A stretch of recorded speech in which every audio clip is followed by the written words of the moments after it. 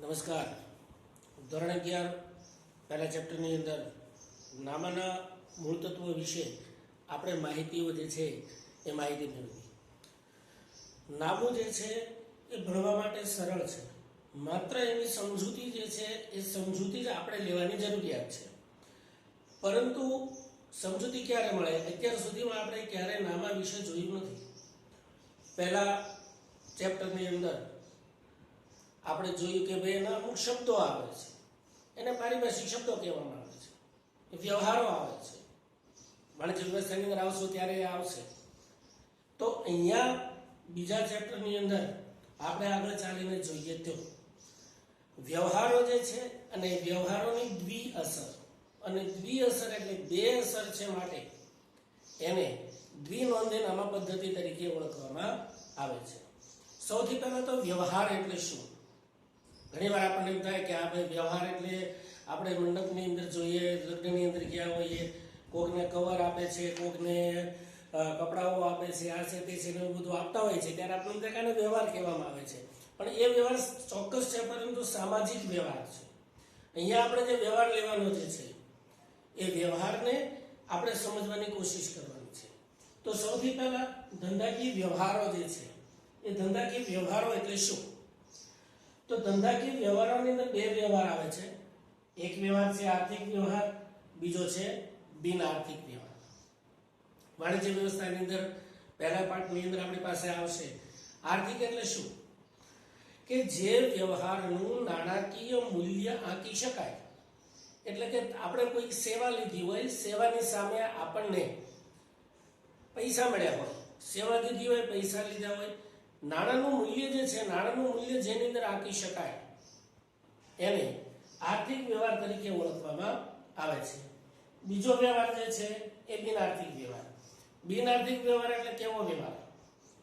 કે જે આર્થિક વ્યવહારમાં જોયું એનાથી ઊંધું. આર્થિક વ્યવહારની અંદર આપણે જોયું કે જે વ્યવહારનું નાણાકીય મૂલ્ય આંકી શકાય તેને આર્થિક વ્યવહાર તરીકે ઓળખવામાં આવે છે. પરંતુ જેનું નાણાકીય મૂલ્ય આંકી શકાય નહીં એવા વ્યવહાર જે છે, એવા વ્યવહારને બિન આર્થિક વ્યવહાર તરીકે ઓળખવામાં આવે છે. આર્થિક વ્યવહારમાં નાણાકીય મૂલ્ય હોય એટલા માટે થઈને એનું નામ લખાય છે, આપણે આગળના ચેપ્ટરમાં જોયું. બિન આર્થિક વ્યવહારમાં નાણાકીય મૂલ્ય આંકી શકાતું નથી, માટે એનું નામ લખાઈ શકાતું નથી. આગળ જોઈએ તો આર્થિક વ્યવહાર એટલે શું? જે આપણી પાસે પાના નંબર 24 અને 25 પાઠ્યપુસ્તકની અંદર આપેલું છે. ફરીવાર એક વખત કહી દઉં, કદાચ નવી જૂની ચોપડીઓ હશે તો કદાચ એક બે પાના આગળ પાછળ હશે. આર્થિક વ્યવહાર એટલે શું? બિન આર્થિક વ્યવહારનું નામ લખાતું નથી, આર્થિક વ્યવહાર જે છે એનું નામ લખાય છે. તો આર્થિક વ્યવહાર એટલે શું? એની અંદર બે પ્રકાર આવે છે. એક છે રોકડ, બીજું છે ઉધાર, અને ત્રીજું છે આંતરિક અને બાહ્ય વ્યવહાર. તો રોકડ એટલે શું? કે વસ્તુ કે સેવા જ્યારે આપણે લીધી છે એના બદલામાં તરત જ નાણાંની ચૂકવણી થઈ જાય, એને રોકડ વ્યવહાર કહેવામાં આવે છે. વસ્તુ લીધી, પૈસા ચૂકવી દીધા, કામ પૂરું થઈ ગયું, એને રોકડ વ્યવહાર તરીકે ઓળખવામાં આવે છે. બીજો વ્યવહાર જે છે એ ઉધાર વ્યવહાર. ઉધાર એટલે શું? સેવા લઈ લીધી, પરંતુ એના પૈસા જે છે ભવિષ્યમાં આપશું. સેવા લઈ લીધી, પરંતુ એના નાણાં આપણે ભવિષ્યમાં ચૂકવશું, એવું બંને પક્ષો નક્કી કરી નાખે તો એને ઉધાર વ્યવહાર કહેવામાં આવે છે. આ ઉધાર વ્યવહાર જે છે એની અંદર લેણદાર અને દેવાદાર આ બે સંબંધો જે છે, આ બે સંબંધો ઊભા થાય છે. અને ઉધાર વ્યવહાર હશે ત્યાં ગાલખાદ, જે પારિભાષિક શબ્દની અંદર આપણી પાસે આવી ગયું કે ભાઈ ગાલખાદ. ગાલખાદ એટલે શું? એક પ્રકારનું નુકસાન છે, તો એ નુકસાન પડવાની પણ શક્યતાઓ જે છે. અને એ સિવાય છે અન્ય વ્યવહાર. ત્યાર પછી છે આંતરિક અને બાહ્ય વ્યવહાર જે છે. તો ધંધાની અંદર અમુક પ્રકારના વ્યવહારો જે થતા હોય છે, આવા વ્યવહારોનું જે નામું લખવામાં આવે છે એને આર્થિક વ્યવહાર તરીકે ઓળખવામાં આવે છે. ખાસ કરીને રોકડ અને ઉધાર, આંતરિક અને બાહ્ય, જે તમને પાના નંબર 25 ઉપર આપણને સમજવામાં આવેલા છે. ત્યાંથી આપણે થોડુંક આગળ ચલીએ કે ભાઈ નામું લખ્યું છે, વ્યવહાર થઈ ગયા એટલે નામું લખાઈ જશે? ના, નામું જે લખાય છે એ માત્ર ને માત્ર વાઉચરો. વાઉચર એટલે શું કહેવામાં આવે છે? બિલ. આ બિલ એક પ્રકારનો પુરાવો છે, અને એ પુરાવાને આધારે નામું જે છે નામું લખવામાં આવે છે. તો એને શબ્દ આપવાનો આવે છે વાઉચર, જે પારિભાષિક શબ્દની અંદર પણ આપણી પાસે આવી ગયો છે. તો વાઉચર કોને કોને કહી શકાય? કે આપણે કોઈ પણ વસ્તુ ખરીદી છે એની પાસેથી બિલ લઈએ છીએ. અગર આપણે રોકડા ચૂકવ્યા હશે તો કેશ મેમો લખેલું બિલ આપશે. અગર ઉધાર કરેલા હશે તો ડેબિટ મેમો, એટલે કે ઉધાર વ્યવહાર છે ડેબિટ કરીને આપણને મેમો જે છે આપશે. તો એ જે એક પ્રકારનું કાગળિયું, એક પ્રકારનું જે બિલ જે છે આપણને આપે છે એને વાઉચર તરીકે ઓળખવામાં આવે છે. આ વાઉચર જે છે એ કયા કયા પ્રકારના હોઈ શકે, આ છમાસિક પરીક્ષાની અંદર પૂછાય છે. તો સૌથી પહેલું છે આપણી પાસે વેચાણનું બિલ. આપણે કોઈક વ્યક્તિને માલનું વેચાણ કરેલું છે તો એ વેચાણના બદલાની અંદર એક પ્રકારની જે પહોંચ, એક પ્રકારની પાવતી કે સાદી ભાષામાં બિલ જે આપે છે એને વાઉચર તરીકે ઓળખવામાં આવે છે. માની લો ખરીદી કરી છે, કોઈ પાસેથી આપણે ગયા, ખરીદી વસ્તુને કરી, આપણે કીધું બિલ આપો, તો એ જે બિલ આપે છે એ ખરીદીનું બિલ તરીકે ઓળખવામાં આવે છે, તેને પણ વાઉચર કહેવામાં આવે છે. ત્રીજું વાઉચર આપણે ઉપયોગમાં લેવાનું છે જમા ચિઠ્ઠી. આ શબ્દ તમારા માટે નવો છે. જમા ચિઠ્ઠી એટલે શું? કે જમા ચિઠ્ઠીની અંદર આપણે કોઈકને માલ વેચેલો છે, પરંતુ એ માલની અંદર થોડી ઘણી ખરાબી આવી છે અથવા તો નથી વેચાતો, જે કઈ વસ્તુ થઈ છે એ આપણે એને પાછો આપવાનો છે. તો જેની પાસેથી માલ જે છે એ વેચેલો માલ હોય એ આપણી પાસેથી પાછો આવે અને એના બદલાની અંદર આપણે એને લખી દઈએ કે ભાઈ તમારા અમે આટલા તમને મોકલ્યા હતા અને તમે અમને આટલો માલ પાછો આપ્યો છે, એ કાગળિયામાં જે આપણે લખી દઈએ છીએ તેને જમા ચિઠ્ઠી તરીકે ઓળખવામાં આવે છે. બીજું છે ઉધાર ચિઠ્ઠી. ઉધાર ચિઠ્ઠી એટલે ખરીદેલો માલ જે છે એ ખરીદેલો માલ જ્યારે આપણે પાછો આપીએ છીએ એના બદલાની અંદર જે એક પ્રકારની પહોંચ આપવામાં આવે છે એને ઉધાર ચિઠ્ઠી તરીકે ઓળખવામાં આવે છે. આ બંનેના નમૂનાઓ છે આવે છે, આગળ પાઠની અંદર આવશે ત્યારે કહેશું. અને એના નમૂનાઓ જે છે એ દોરી અને પરીક્ષાની અંદર આપણને 1 કે 2 માર્કની અંદર પૂછાય છે. ચેકનું અડધ્યું. ચેક એટલે શું? તો ચેક આપણે જોયેલો છે કે દાખલા તરીકે ચેકનું કઈ રીતે લાંબી હોય છે, અહીંયા કરકરિયા વાળું હોય છે, અહીંયા લખેલું હોય પે, અહીંયા બધું લખેલું હોય, અહીં સાય હોય, આટલો ભાગ હોય. તો આટલો ભાગ જે છે અહીંથી અહીં સુધીનો એ આપણે ફાડીને જેને દેવાનો હોય એને દઈ દઈએ છીએ. પરંતુ અહીંથી આટલો ભાગ જે આપણી પાસે પડ્યો રહે છે એને ચેકનું અડધ્યું કહેવામાં આવે છે. જેના આધારે નક્કી થાય છે કે ભાઈ આપણે કોઈકને નાણાં ચૂકવ્યા છે તો એના આધારે પણ નામું જે છે એ નામું લખી શકાય છે. Pay in slip. બેંકની અંદર જ્યારે આપણે પૈસા ભરવા જઈએ છીએ ત્યારે પણ આવા જ પ્રકારનું એક અડધ્ય જેવું આપણને આપવામાં આવે છે, જેની અંદર 5 ની કેટલી, 10 ની કેટલી, 100 ની કેટલી, બરાબર. હવે તો 200 ની આવે છે, 200 ની કેટલી, 500 ની કેટલી. તો એવી રીતે નોટો કરીને આપણે બેંકની અંદર ભરીએ છીએ અને એના બદલાની અંદર એક બેંકવાળા કેશિયર જે છે એક સિક્કો મારી અને આવું એક અડધ્યું આપણને આપે છે, જેને પે એન્ડ સ્લીપ કહેવામાં આવે છે. ત્યાર પછી આપેલો અથવા તો મળેલો નાણાં. રોકડા નાણાં જે છે, રોકડા નાણાં આપણે ચૂકવી દઈએ છીએ, એના બદલાની અંદર એક પહોંચ આપવામાં આવે છે કે ભાઈ તમારા તરફથી ફલાણા વ્યક્તિ તરફથી અમને આટલા પૈસા મળેલા છે અથવા તો આટલા પૈસા આપણને ચૂકવેલા છે. એના બદલાની અંદર નાણાં મળે કે આપણને જે પહોંચ હોય એ પહોંચને પણ વાઉચર તરીકે ઓળખવામાં આવે છે. તો આ પ્રકાર જે છે એ વાઉચર તરીકે ઓળખવામાં આવે છે અને એ વાઉચરના આધારે નામું જે છે નામું લખાય છે. ફરીવાર ધંધાકીય વ્યવહારો. તો ધંધાકીય વ્યવહાર એટલે કેવા? આર્થિક અને બિનઆર્થિક. આર્થિકનું નામું લખાય છે, બિનઆર્થિકનું નામું લખાતું નથી. આર્થિક વ્યવહારની અંદર કેવું આવે કે રોકડા આવે ને ઉધાર આવે. રોકડ વ્યવહાર કોને કહેવામાં આવે છે? સેવાના બદલાની અંદર નાણાં જે છે ચૂકવી દેવામાં આવે તો તેને રોકડ વ્યવહાર કહેવાય. નાણાં ચૂકવવાના બાકી રાખવામાં આવે તો તેને ઉધાર કહેવામાં આવે છે. અન્ય પ્રકારના વ્યવહારો પણ આપણી પાસે આવે છે, પરંતુ આ નામું જે લખાય છે વાઉચરના આધારે લખવામાં આવે છે. આ વાઉચર જે છે કેટલા પ્રકારના હોય? તો આટલા પ્રકારની અંદર વાઉચર હોય છે. એમાં ખાસ કરીને યાદ રાખવાનું મેં તમને કહ્યું કે જમા ચિઠ્ઠી અને ઉધાર ચિઠ્ઠી જે ખાસ યાદ રાખવાની છે. તો આ જે વાઉચર જે છે એ વાઉચરની અંદર શું શું હોઈ શકે? તો એ વાઉચરના અંગો કયા કયા છે? તો સૌથી પહેલા વાઉચર જે આપે છે એ વ્યક્તિનું એની અંદર નામ હોવું જરૂરી છે. જેણે આપનાર છે એનું નામ ઉપર મોટા શબ્દોની અંદર હશે, તો એ વાઉચરના આપનારનું નામ હોય, વાઉચર લેનારનું નામ એટલે શ્રી કરીને ખાલી જગ્યા રાખેલું હોય, પ્રિન્ટ કરેલું, અને ત્યાં આપણે જે છે લખવાનું હોય છે કે ફલાણા ભાઈને આપણે આપીએ છીએ, તો વાઉચર લેનારનું નામ પણ વાઉચરની અંદર જરૂરી છે. વાઉચરનો નંબર, એના ઇન્ડેક્સ નંબર હશે, 1 2 3 4 5 6 7 8 એવી રીતે નંબર હશે, તો એનો નંબર પણ જરૂરી છે. એની કેટલા રૂપિયાની વાઉચર છે, કેટલા રૂપિયાની રકમ જે છે, આ રકમ આંકડાની અંદર અને શબ્દોની અંદર પણ હોવી જરૂરી છે. દાખલા તરીકે 200 રૂપિયા જે છે એ 200 રૂપિયા આપણને આપેલા હોય તો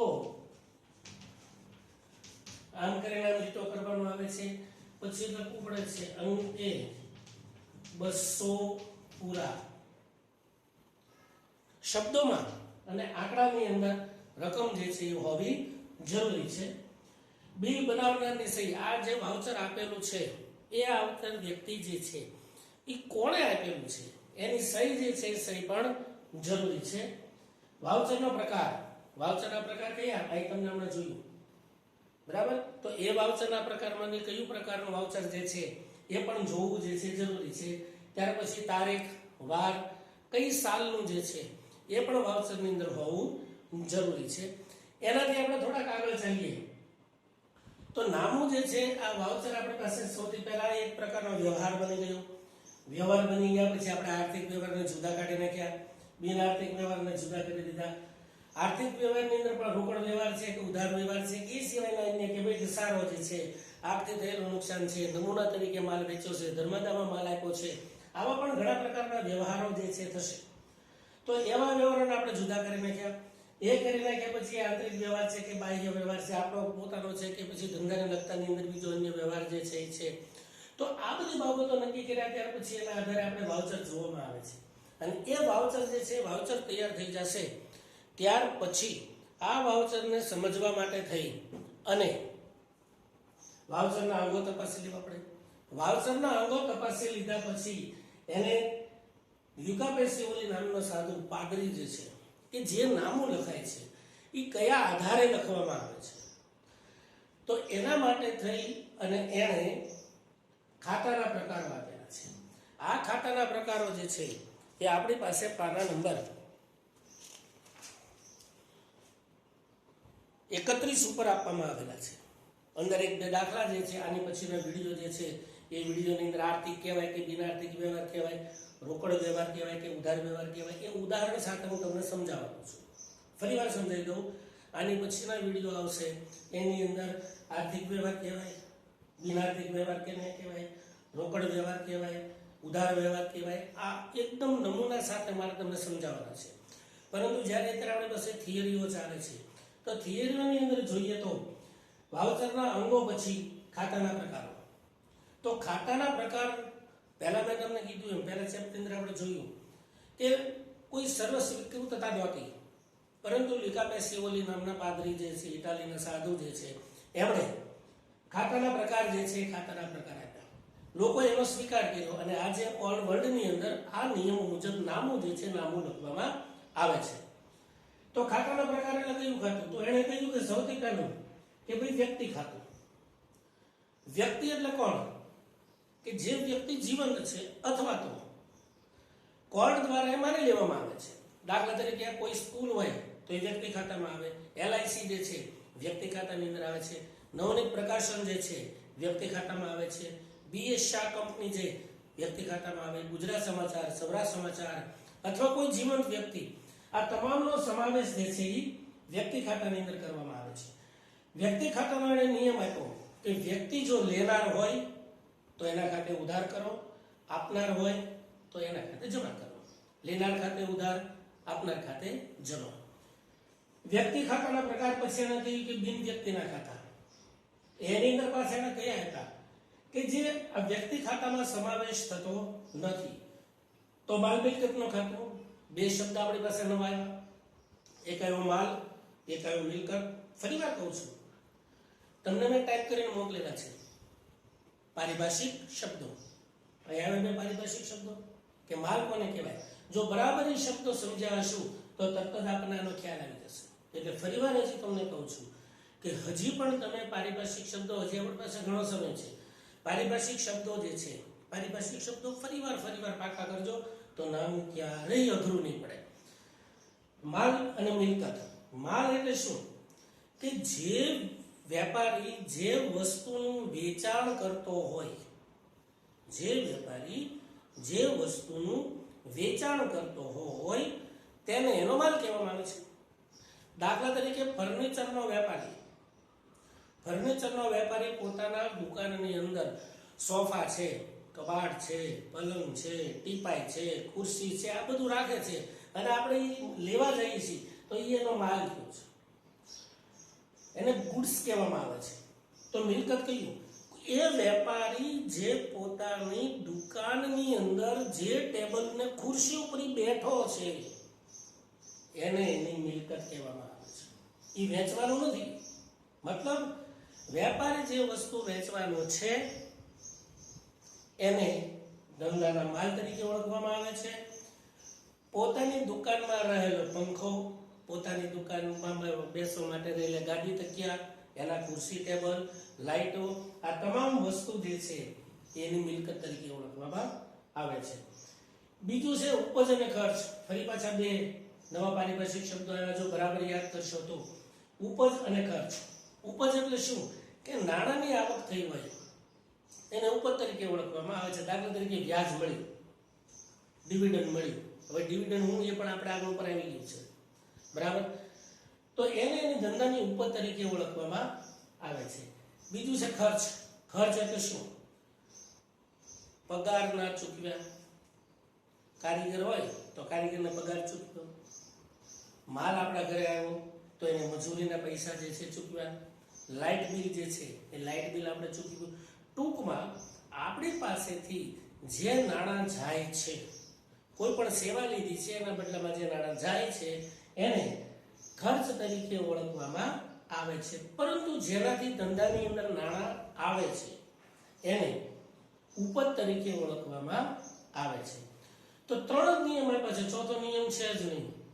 હમણાં જ બિનનોંધણીનામા પદ્ધતિની અંદર આવશો એટલે તરત જ આ ત્રણ વસ્તુ જો તમને સમજાઈ ગઈ છે તો બાકીની બધી વસ્તુ સમજાવવા મળશે. સૌથી પહેલા કયો નિયમ આપ્યો? તો વ્યક્તિ ખાતાનો. વ્યક્તિ ખાતાના નિયમમાં શું યાદ રાખવાનું? લેનાર હોય તો ઉધાર કરો, આપનાર હોય તો જમા કરો. બસ કામ પૂરું થઈ ગયું.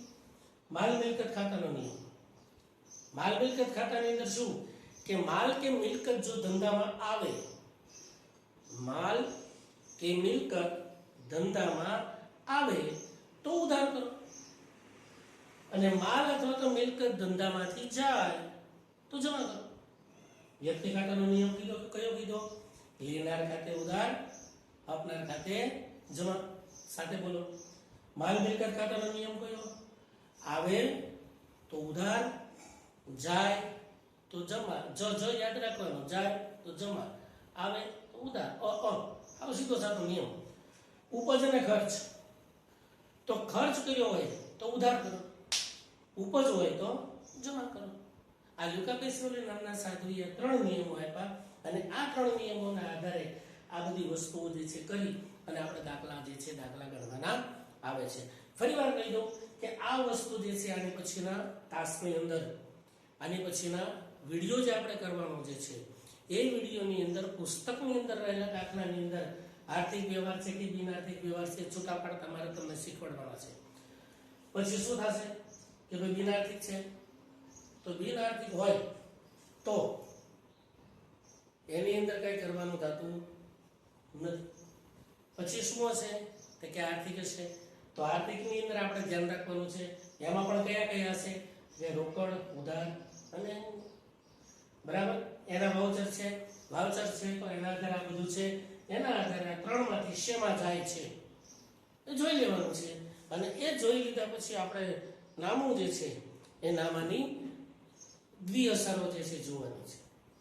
તો આવી રીતે આપણે નામું જે છે કરવાની છે. અને પછીના ચેપ્ટરની અંદર આપણે જ્યારે જશું ત્યારે આર્થિક કોને કહેવાય, બિન આર્થિક કોને કહેવાય, લેનાર કોણ કહેવાય, આપનાર કોણ કહેવાય, ઉપજ શું કહેવાય, ખર્ચ શું કહેવાય, એને આપણે ધ્યાનમાં રાખવાના છે.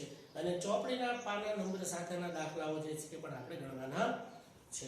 આશા છે કે આગળનું થોડુંક તમે શીખ્યા હશો તો અહીંયા પણ તમને મજા આવી છે. કયું? તો કે ભાઈ વ્યક્તિ કોને કહેવાય, માલ કોને કહેવાય, મિલકત કોને કહેવાય, ઉપજ કોને કહેવાય, ખર્ચ કોને કહેવાય, વાઉચર કોને કહેવાય. જો પારિભાષિક શબ્દ તમે વ્યવસ્થિત રીતે યાદ રાખ્યા નહીં હોય તો આ તમને નવું લાગશે. એટલે ફરીવાર તમને વિનંતી કરીએ છીએ કે અગર હજી પણ તમે પારિભાષિક શબ્દો બરાબર પાકા ન કર્યા હોય તો ફરી એક વખત વાંચી લેજો, બરાબર મનન કરજો અને ત્યાર પછી આની અંદર આવશું એટલે ઓટોમેટિક બે અસરો બેસી જશે. બે અસરો બેસે એટલે કાલે તમને ઇમ્પોર્ટન્ટ તરીકે અમે લખીને દીધું હતું. કયું?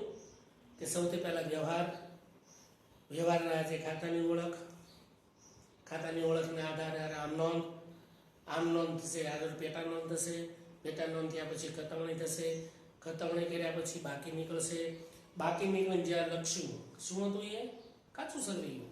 તો કાચા સરવૈયા અને હવાલાને આધારે વાર્ષિક હિસાબો જે છે આપણે તૈયાર કરવાના છે. તો ટૂંકમાં બીજા વાળાની અંદર ધંધાકીય વ્યવહારની આટલી સમજ જે છે એ સામાન્ય સમજ આપણે લીધેલી છે. આજનો વિડીયો અત્યારે આપણે વિરામ રાખીએ. આવતા વિડીયો લગભગ હમણાંની સાથે જ મૂકી દઈશ કે ભાઈ આર્થિક કોને કહેવાય, બિન આર્થિક કોને કહેવાય, રોકડ કોને કહેવાય, ઉધાર કોને કહેવાય કે અન્ય કોને કહેવાય, એની આપણે જે છે સમજૂતી લઈશું. ખૂબ ખૂબ ધન્યવાદ.